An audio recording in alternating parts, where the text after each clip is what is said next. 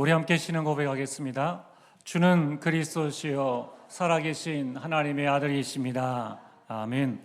우리 협선과 함께 인사를 나누겠습니다. 우리는 하나님 자녀입니다. 네, 오늘 말씀의 제목은 이 성중에 내 백성이 많음이라입니다. 여러분, 사람은 무엇에 붙잡히느냐에 따라 그 인생이 달라집니다. 지난 주간에 전북노회 캠프를 갔습니다. 어느 중직자가 간증하는 것을 그 지교회에서 듣게 되었습니다. 그 중직자는 어릴 때부터 교회를 다녔습니다. 착실하게 신앙생활을 했고 또 직장도 아주 좋은 곳에 취직을 해서 행복한 결혼 생활을 하고 있었습니다. 그런데 어느 날 가정에 큰 문제가 왔습니다.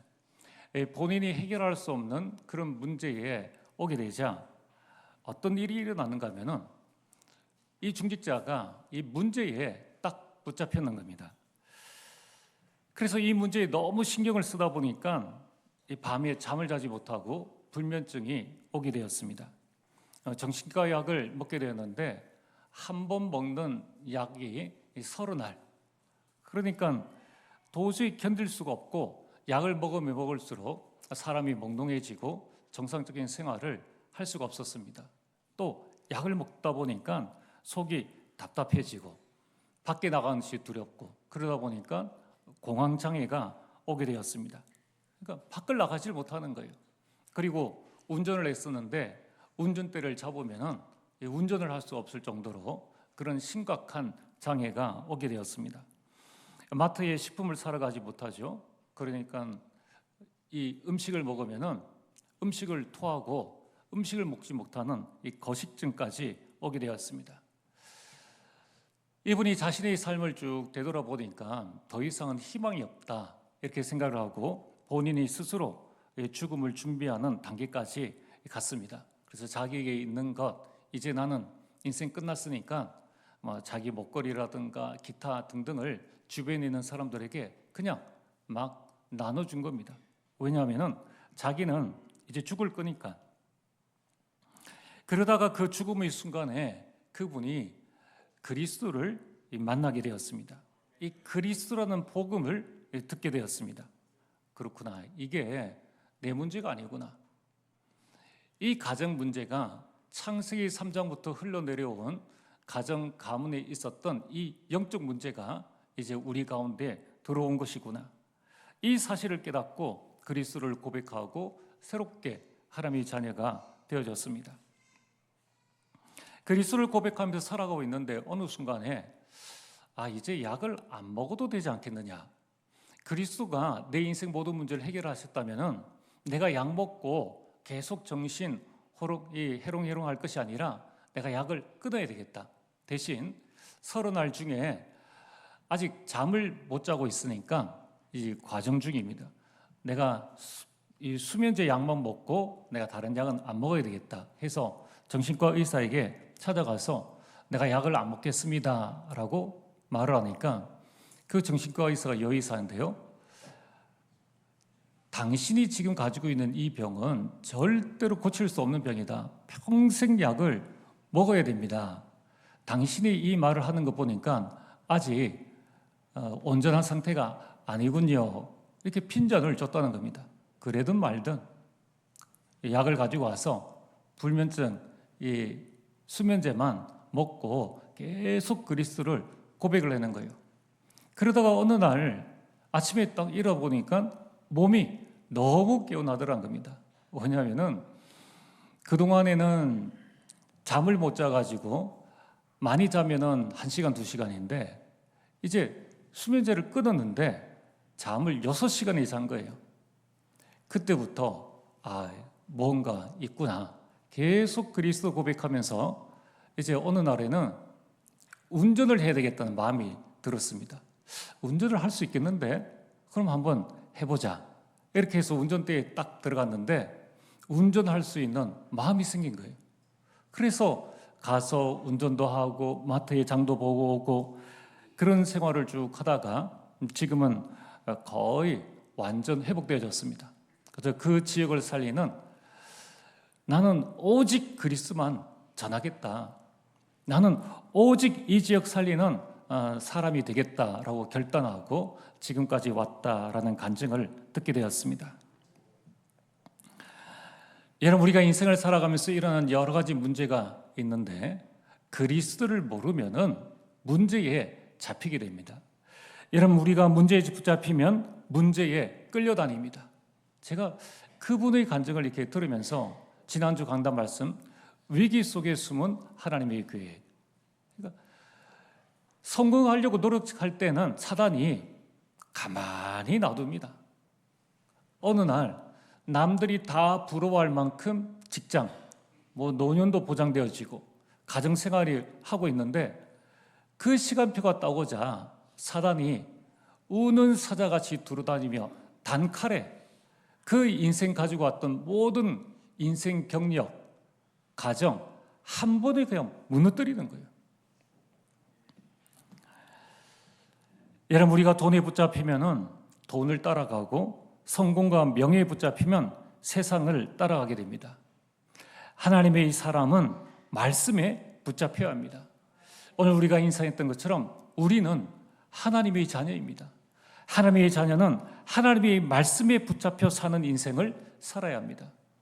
사도행전 18장 5절에 오늘 바울이 말씀에 붙잡혀라고 말씀하고 있습니다. 바울이 어떻게 성공적인 전도, 선교 사역을 감당해 나갈 수 있었는가? 또 바울이 어떻게 자기에 맡겨진 이 직분을 끝까지 감당해 나갈 수 있었는가? 이거는요, 결코 쉬운 일이 아닙니다. 바울은 이 아시아 안디옥 교회에서 이제 선교사로 파송을 받고 난 다음에 첫 성 빌립보에 완전 새로운 유럽의 빌립보에 가게 되었습니다. 거기서 복음을 전했고 루디아가 영접하게 되었고 루디아 집을 거점으로 해서 귀신 들린 여종을 고쳐줬는데 이게 웬일입니까? 복음 전하고 사람 치유했는데 감옥에 가게 되었습니다. 자, 여러분, 복음 때문에 감옥에 가신 분 계십니까? 없죠. 자, 그러면은 우리가 꼭 감옥이 아니더라도 복음 때문에 억울한 일, 내 자유와 모든 것을 구속당하고 정말 모든 것을 잃어버리는 그런 순간은 한 번쯤은 있을 수 있습니다. 근데 바울은 한 번이었습니까? 그리고 난 다음에 빌립보에서 나오고 난 다음에 이제 데살로니가에 들어가서 복음을 전했는데 또 유대인들이 찾아와서 소동하고 핍박하고 자기를 죽인다고 말을 했습니다. 우리가 한 번, 두 번은 그럴 수 있지라고 말할 수 있죠. 한 번, 두 번은. 또 내가 어느 정도 견딜 만한 건 할 수 있는데 생명의 위험, 동족이 자기를 죽이려고 하는 그런 위험과 강도의 위험과 복음 때문에 배고프고 복음 때문에 집이 없어서 추위 속에서 살아가야 되고 복음 때문에 원치 않는 매를 어마어마하게 맞는 이런 일들을 비일비재하게 당한다면은 과연 그 일을 할 수 있겠습니까? 조금만 어떤 누명이라는 걸 이야기를 들어도 또 조금만 손해가 와도 할까 말까 이런 상황인데 바울이 우리보다 대단한가? 그렇지 않습니다. 바울도 똑같이 우리와 같이 성정을 가진 사람입니다. 근데 어떻게 바울은 이러한 자신의 사명을 감당해 나갈 수 있었는가? 오늘 우리 교회 모든 중직자들, 우리 모든 교육자들, 우리 모든 성도님들이 우리가 바울처럼 살지 못한다 할지라도 내게 맡겨진 직분을 어떻게 내가 끝까지 감당해 나갈 수가 있느냐? 어떻게 하면 우리 가정을 복음화하고 우리 가문을 복음의 명문 가문으로 세우는 이 응답까지 우리가 어떻게 누릴 수 있겠냐는 거예요. 그거는 우리 힘으로는 안 됩니다. 바울의 힘으로도 할 수 없는 거예요. 하나님의 말씀이 그를 붙잡았기 때문에 가능했다는 것입니다. 그래서 여러분, 이 고린도도 만만한 도시가 아닙니다. 여러분, 이 고린도는 지난 시간에 말씀드렸듯이 항구 도시입니다. 무역과 상업의 중심지입니다. 온갖 이방 사람들, 각 나라 사람들이 와서 돈을 벌고 또 물건을 가지고 가는 그런 나라이기 때문에, 도시이기 때문에 그 도시는 우상이 충만했고 음란과 타락의 도시였습니다. 또한 복음을 반대하는 많은 사람들이 있었습니다. 여러분 직장에서 직장 생활을 한다든가 여러분이 가정에서 가정생활을 하는데 계속 방해를 한다. 계속적으로 회식을 하는데 참석해라, 술 마셔라, 또는 무엇을 해라, 이러한 문화였다면 어떻게 되겠습니까? 여러분, 이 바울은요, 이러한 음란과 무속과 타락의 이 환경에 붙잡히지 않았습니다. 또한 복음을 반대하는 사람에게도 붙잡히지 않았습니다. 그것 때문에 내가 다른 것 해야 되겠다, 이렇게 말하지 않았습니다. 그는 오직 하나님의 말씀에 붙잡혔습니다. 그래서 자기의 사명을 감당할 수가 있었다는 것입니다. 여러분, 오늘 하나님께서 우리에게 주신 사명은 어마어마합니다. 그 사명을 감당하기만 하면은 우리는 가정, 가문, 교회, 땅끝까지 이르러 증인되어질 수 있는데, 과연 누가 땅끝까지 이르러 증인되어지는 복음의 명문 가문을 이룰 수가 있는가? 그것은 말씀에 붙잡힐 때에만 가능하다는 것입니다. 그렇다면 바울은 무엇에 붙잡혀서 이 사역을 잘 감당할 수 있었는가? 또한 우리는 무엇에 붙잡혀야 하는가? 첫 번째, 예수가 그리스도다, 이 말씀에 붙잡혀야 합니다. 요한복음 19장 30절에 다 이뤘다고 말씀하셨습니다. 여러분 인생에 지옥 문제, 사단 문제, 하나님 떠난 모든 문제를 예수 그리스도께서 다 이루셨다는 것입니다. 여러분, 이 말씀을 믿으시길 바랍니다. 바울은 이 말씀이 실제로 자기 자신에게 철저하게 깨달아졌습니다. 그래서 동족 유대인이 그리스도를 모르는 것에 대한 안타까움이 있었다는 거예요. 바울은 가는 곳마다 이 복음을 전했습니다. 오늘 여러분들에게 이 복음이 회복되어지기를 주님으로 축복합니다. 나 한 사람 잘 먹고 잘 사는 이 복음이 아니라 이 예수가 그리스도다. 이제 우리는 의식주를 위해서 살 인생이 아니라 하나님의 영광을 위해서 살 인생이라는 것을 전달해야 된다는 것입니다. 여러분, 바울은 그리스도가 우리 인생의 모든 문제를 해결하셨다, 이 말씀에 붙잡혔습니다. 우리 인생의 과거 문제, 지금의 문제, 미래의 모든 문제를 해결하셨다는 겁니다. 지금 있는 문제는 뭡니까? 로마서 8장 28절, 합력하여 선을 이룬다는 것입니다. 그래서 이 사실을 전하기 위해서 바울은 회당에 들어가서 후대들에게 계속 이 말씀을 증거했습니다. 오늘도 이 말씀에 보면은 5절 말씀에 바울이 하나님의 말씀에 붙잡혀 유대인들에게 예수는 그리스도라 밝히 증언하니, 밝히라는 것은 강력하게, 단호하게 증언했다는 것입니다. 여러분, 우리는 성공을 위해서 살 존재가 아닙니다. 여러분, 우리는 명예를 위해서 살 존재가 아닙니다. 예수 그리스도께서 모든 것을 다 해결하셨기 때문에 그 모든 것들은 다 따라오는 것입니다. 이 사실을 간절하게 증거했다는 것입니다. 오늘 우리 부모님들이 자녀에게 증거할 것이 무엇인가? 예수는 그리스도다. 그리스도가 우리 인생 모든 문제를 해결하셨다는 것을 증거해야 된다는 거예요. 이 앞에 중직자의 간증처럼 문제 당해서 그리스도 만나지 말고, 이제 우리는 많은 현장의 말씀들, 또 증인들이 그 간증을 교훈으로 삼고 우리 자신을 되돌아봐야 됩니다. 오늘 여러분들은 무엇에 붙잡혀 살고 있습니까? 다시 한번 우리 자신을 되돌아봐야 됩니다. 우리 인생에 한 번 사는 인생인데, 이 한 번 사는 인생 동안에 예수가 그리스도를 증거하지 못하고 또 증거할 수 없을 정도의 영적 상태로 겨우 나 한 사람 근사할 정도의 인생을 산다면 얼마나 안타까운 인생입니까? 마태복음 17장 1절에서 9절에 예수님께서 베드로와 야고보와 요한을 데리시고 산에 올라가셨습니다. 나중에 예수님께서 변화되사 이제 이스라엘 백성들이 존경하는 모세와 엘리야를 만나게 되었습니다. 베드로가 깜짝 놀랐습니다. 야, 저 엘리야를, 저 모세를 위해서 내가 초막을 짓겠다. 그때의 하늘에서 음성이 들려 이 제자들이 두려움에 떨고 있을 때에 예수님이 그에게 가셔서 그들을 이렇게 세우셨습니다. 그때에 17장 9절에 오직 예수 외에는 아무도 보이지 아니하더라. 여러분, 바울에게는 오직 예수밖에 없었습니다. 왜냐하면 이 예수 안에, 골로새서 2장 2절과 3절, 이 그리스도 안에 인생 성공의 모든 지식, 지혜의 보화가 감추어져 있기 때문입니다. 세상의 철학과 세상에 먹고 살기 위한 그러한 지식 가운데에 우리가 속지 말고 인생의 모든 지혜의 지식의 보화가 되어지는 보화를 딱 붙잡으면 끝나는 거 아닙니까? 여러분, 오늘 그리스도를 붙잡게 되기를 주의 이름으로 축복합니다. 그리스도는 충분합니다. 그리스도는 완전합니다. 그리스도는 우리 인생의 모든 것이 되어집니다. 그 안에 모든 것들이 다 들어있다는 거예요. 오늘부터 여러분들이 그리스도 붙잡으세요. 그리스도 붙잡는 삶 집중 속에 들어가게 되기를 주의 이름으로 축복합니다. 오늘 본론 말씀은 바울이 고린도에서 복음을 전했는데 여전히 핍박이 있었습니다. 그러나 그 핍박 가운데에서도 바울은 하나님이 준비하신 제자를 찾았습니다.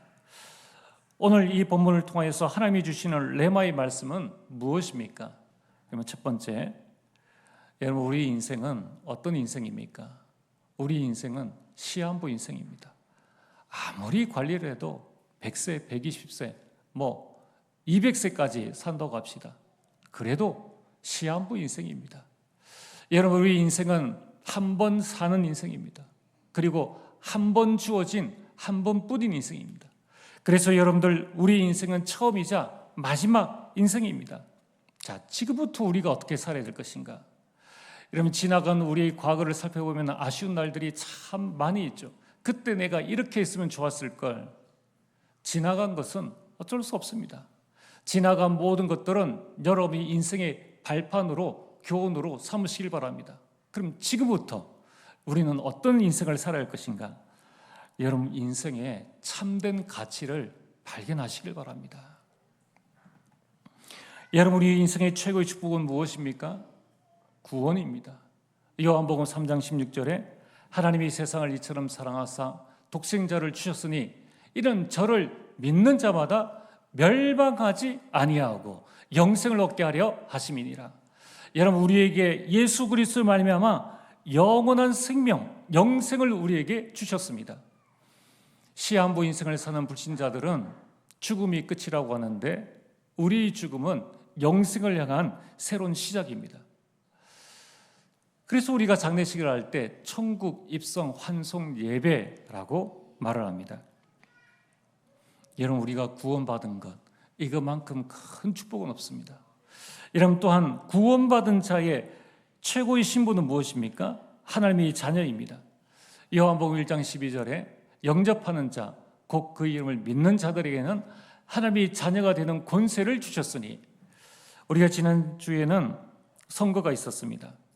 대구시장, 또 구청장, 시의원, 구의원, 아무리 시장이 되고 뭐가 되어도 그거는 4년짜리 신분입니다.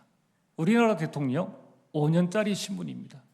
하나님의 자녀의 신분은 영원한 신분입니다. 하나님의 자녀는 하나님께서 완전히 책임지십니다. 그래서 저는 그런 고백을 합니다. 나는 하나님의 자녀다. 아무것도 문제될 것 없다. 문제 삼지 말자. 문제 삼지 않으면 되는데 내가 문제 삼는 거예요. 하나님의 자녀인데 뭐가 문제될 것 있겠습니까? 여러분, 우리 인생에 한 번 사는 인생인데 우리 인생의 참된 가치가 무엇입니까? 여러분들, 우리가 얼마나 오래 사느냐, 무슨 의미가 있습니까? 오래 사는 것이 우리 인생의 목표입니까? 이미 우리는 영생을 가지고 있는데요. 여러분, 이 땅에서의 최고의 사명, 최고의 일은 무엇입니까? 그것은 전도입니다. 베드로전서 2장 9절에 하나님께서 전도할 수 있는 귀한 축복들을 우리에게 주셨습니다. 그리스도의 삼직을 우리에게 주셨다는 거예요. 그래서 우리는 그리스도의 홍보하는 모델입니다. 여러분, 우리는 이 땅 가운데에서 인생의 참된 가치를 발견할 때에, 그때에 내가 무엇에 붙잡히는가, 이 부분이 결정되어집니다. 내 인생의 참된 가치가 돈이라면 돈에 붙잡힙니다. 내 인생의 참된 가치가 성공이라면 성공에 붙잡혀 사는 거예요. 몇 년 성공하려고요? 얼마나 성공하려고요? 그 성공이 내가 노력한다고 주어집니까? 오늘 이 시간 여러분의 인생의 참된 가치를 발견하게 되길 바랍니다. 단 하루를 살아도 가치 있는 인생을 살게 되길 바랍니다. 여러분, 저는 매번 국가기념일마다 좀 생각하는 것이 있습니다. 여러분, 이번 6월은 호국의 달입니다. 어제는 현충일이었습니다. 또 6월 25일 또 6.25 사변이라는 큰 일이 있습니다. 저는 그런 일들을 당할 때마다 늘 생각하는 것이, 그래, 내가 태어나기 이전에 누군가 저 북한을 향하여서 싸웠던 그 청년들이 있구나. 그 청년들의 나이가 여러분들 20살, 21살, 22살입니다. 간부급 되어진 사람은 전부 다 60 미만의 그런 사람들입니다. 때로는 학도병들이 어린 10대 아이들이 나와서 이 나라를 위해서 싸웠습니다. 그러면서 제가 하는 생각이, 그럼 나는 무엇을 위해서 살 것인가? 그렇죠. 여러분, 우리가 한 번 사는 인생인데 지금 그 나도 모르는, 또 그 사람도 이 다음에 태어날 우리가 누군지를 모르고 싸웠던 그 사람들의 삶이 20대라면은 지금 우리는 몇 년을 살고 있습니까?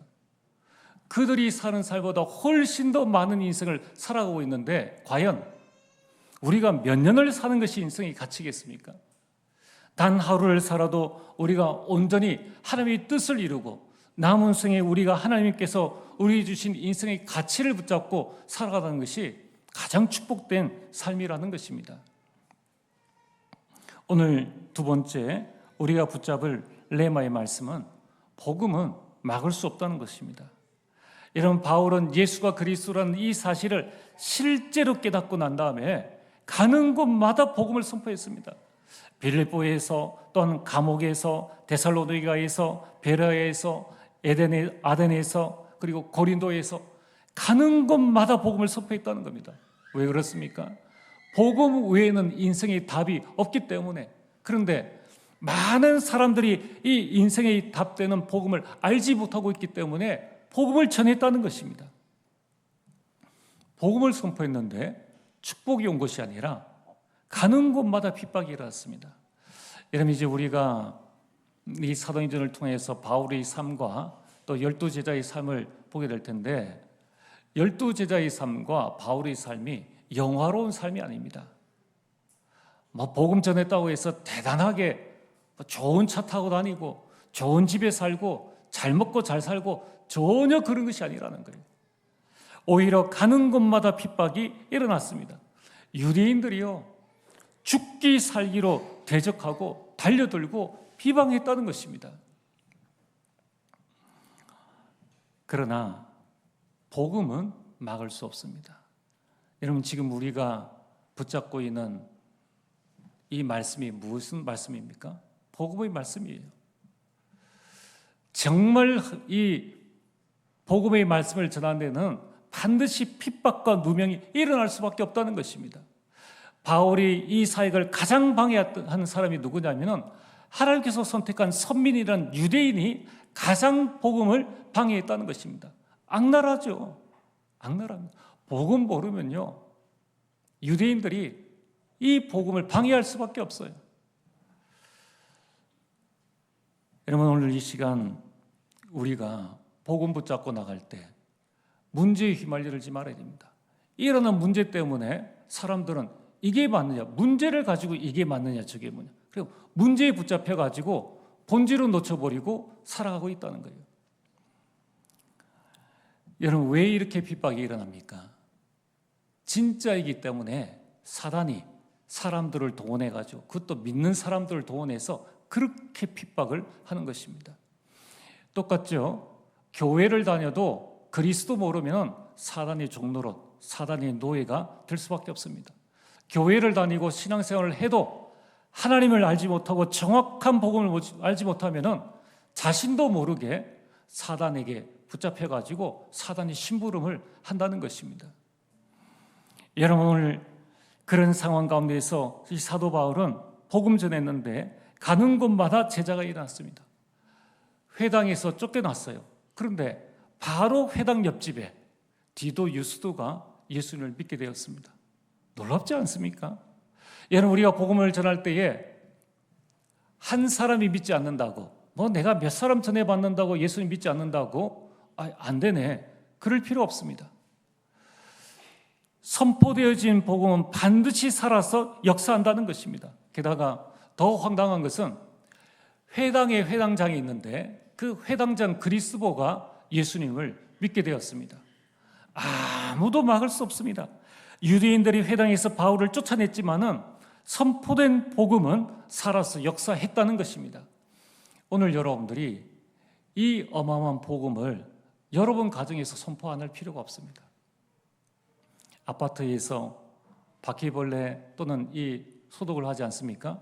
내지만 안 하면은 아파트에 있는 모든 바퀴벌레가 다 여러분 집에 알게 모르게 오게 됩니다. 절대로 복음은 막을 수 없습니다. 조금 누명 썼다, 그게 뭐가 그렇게 중요합니까? 조금 오물이 튀었다, 떨어버리면 되죠. 여러분, 오직 복음의 사람 되시기를 주의 이름으로 축복합니다. 여러분, 그래서 우리가 할 일은 하나입니다. 문제 보고 문제에 휘말리지 마라. 갈등 보고 갈등에 휘말리지 말라는 거예요. 문제 아닌 것을 문제 삼지 말라는 것입니다. 우리가 할 일은 하나입니다. 오직입니다. 복음 대열에 서라는 거예요. 여러분, 이 사도 바울이 복음을 전하다가 계속적인 핍박과 어림을 당하니까 9절과 10절, 이제 밤에 주께서 환상 중에 바울에게 나타나셔서 바울을 격려하고 응원하십니다. 뭐라고 말씀하십니까? 두려워하지 말며 침묵하지 말고 말하라. 오직 복음만 전할 것을 주님께서 친히 당부하셨다는 것입니다. 오늘도 주님은 지금 여러분들에게 친히 당부하고 계십니다. 오직 복음만 말하라. 왜냐하면 복음 듣지 못한 사람들이 99.9%이기 때문입니다. 여러분, 우리가 해야 될 것은 무엇입니까? 오직 복음만 여러분의 영혼 속에 각인하고 뿌리 내리고 체질 만들어야 한다는 거예요. 그래서 오직 복음을 임마누엘을 누리라는 것입니다. 오직 복음만 증거하는 자에게 하나님께서 약속하셨습니다. 오늘 10절 말씀, 내가 너와 함께 있으며. 그러면은 뭐가 두려울 게 있습니까? 어떤 사람도 너를 대적하여 해롭게 할 자가 없을 것이니. 바울을 막은 사람이 없습니다. 심지어는 바울이 독사에게 물렸는데 그 독사의 독이 바울을 해하지는 못했다는 것입니다. 여러분, 우리는 오직 임마누엘을 24 누려야 합니다. 25 하나님의 응답을 기다리면 영원한 작품이 남게 됩니다. 오늘 11절에 하나님이 예수님께서 바울에게 간절한 부탁입니다. 이 성중에 내 백성이 많음이라. 그래서 바울은 오직 하나님의 망대를 세웠습니다. 바울은 핍박 가운데 있었지만은 하나님의 망대, 이 말씀의 망대를 세워서 1년 6개월 동안 하나님의 말씀을 고린도에서 가르쳤습니다. 그리고 고린도 교회가 세워질 때까지 집중했습니다. 여러분이 집중하세요. 오직 복음에 집중하고 여러분 가정, 자녀, 지역 여기에 복음의 망대, 하나님의 망대를 세워 이 복음을 전하게 되길 주의 이름으로 축복합니다. 오늘 결론의 말씀입니다. 오늘 10절에 중요한 말씀, 이 성중에 내 백성이 많음이라. 자, 이 성중에 내 백성이 많음이라. 지금 주님은 아직 많은 사람이 불신자인데 그 불신자를 내 백성이라고 하셨습니다. 이 성중에 내 백성, 불신자 중에 내 백성이 많음이라. 아직 불신자이지만은 주님은 내 백성이라고 말씀하셨습니다. 여러분 주변에 있는 불신자, 그 불신자 중에 하나님의 백성이 있다는 거예요. 그래서 우리가 불신자를 대할 때 어떻게 대해야 되는가? 함부로 대하지 말라는 거예요. 함부로 말하지 말라는 것이죠. 그래서 마태복음 5장에 너희 행실을 사람들에게 비추어 하나님께 영광을 돌리게 하라고 말씀하고 있습니다. 여러분 지금부터 기도하시면서 한번 준비해 보세요. 여러분 주변의 전도 대상자 명단을 다 적어 보세요. 불신자들, 그 중에 하나님의 백성이 지금 숨겨져 있다는 것입니다. 그리고 그들의 영적 상태를 분석하세요. 이들이 무엇 때문에 지금 힘들어하고 어려워하고 있느냐? 창세기 3장 문제 때문 아닙니까? 그렇다면은 대적하지 말고 여러분이 영적 싸움, 중보 기도를 하시기를 바랍니다. 여러분 이번 한 주간에 오직 하나님의 말씀에 붙잡혀 여러분 주변에 준비된 불신자 가운데 내 백성, 준비된 제자를 찾는 귀한 응답을 누리게 되길 주의 이름으로 축복합니다. 전능하신 아버지 하나님 참으로 감사를 드립니다. 하나님이여 우리 모든 주의 백성들 오직 하나님의 말씀에 붙잡힌 인생을 살게 하여 주시옵소서. 내 주변 불신자 중에 내 백성이라 하셨사오니 하나님이 준비하신 제자를 찾는 응답과 축복들 더하여 주옵소서. 예수님 이름으로 기도리옵나이다. 아멘.